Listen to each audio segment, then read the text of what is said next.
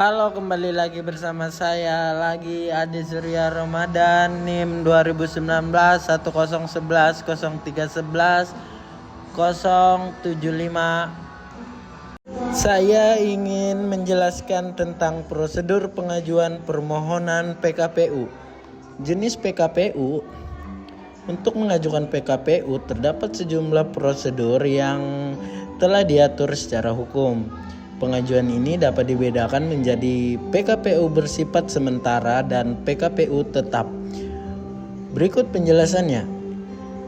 PKPU sementara adalah waktu paling lama 45 hari yang diberikan oleh pengadilan niaga yang menangani suatu perkara PKPU kepada debitur untuk mendapatkan perdamaian dengan para krediturnya. Yang kedua, PKPU tetap.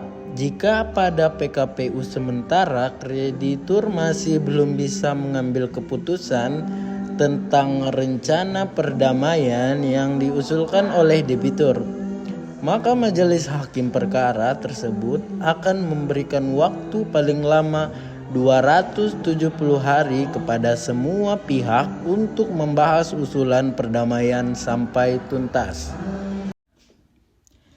Syarat dan prosedur mengajukan permohonan PKPU.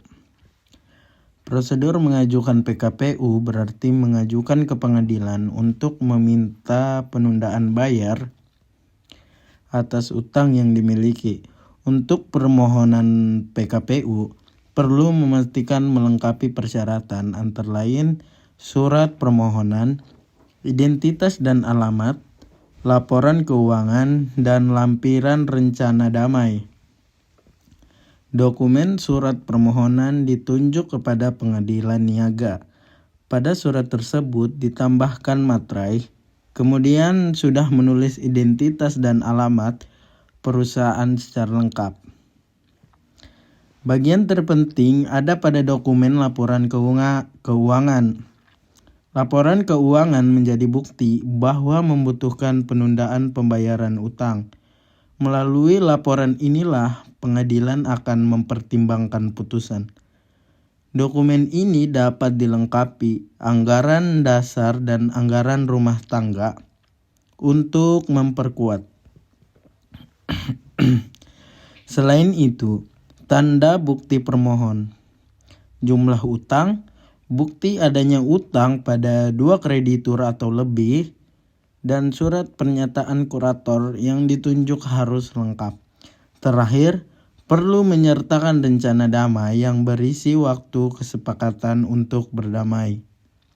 Sebagai catatan, semua dokumen yang berbahasa asing harus diterjemahkan.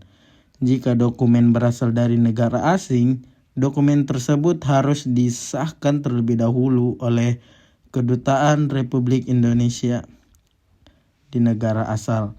Perlu diketahui, tidak setiap pelaku bisnis yang terlilit utang dapat melakukan pemohon PKPU. Hanya usaha yang memenuhi kriteria saja.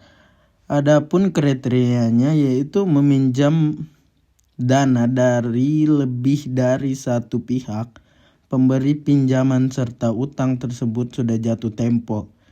Setelah paling lambat 3 hari, pengajuan permohonan PKPU oleh debitur harus diproses oleh pengadilan.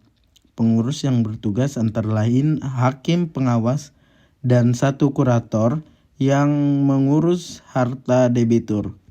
Sementara itu, pengajuan permohonan oleh kreditur diputuskan oleh pengadilan niaga paling lambat 20 hari.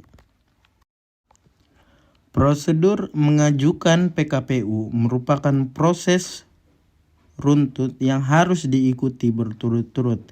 Berikut ini detail prosedurnya. Yang pertama, pemohon mengajukan berkas permohonan PKPU ke pengadilan niaga. Yang kedua, berkas permohonan diterima oleh petugas PTSP. Yang ketiga, pengadilan niaga kemudian memeriksa kelengkapan berkas jika masih kurang. Permohonan harus melengkapi seluruh dokumen yang diminta. Yang keempat, staf kepaniteraan di pengadilan akan memungut dan menyetor PNBP. Yang kelima, petugas PTSP kemudian menyerahkan slip setoran yang harus dibayarkan ke bank.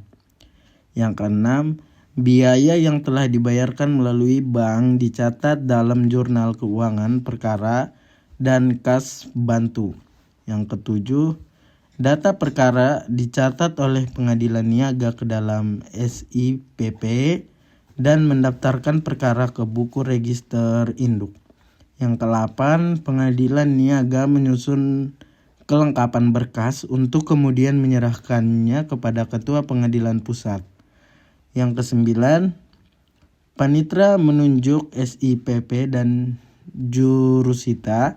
Yang terakhir, 10 pengadilan memutuskan PKPU beserta jangka waktu perdamaian antara kreditur dan debitur.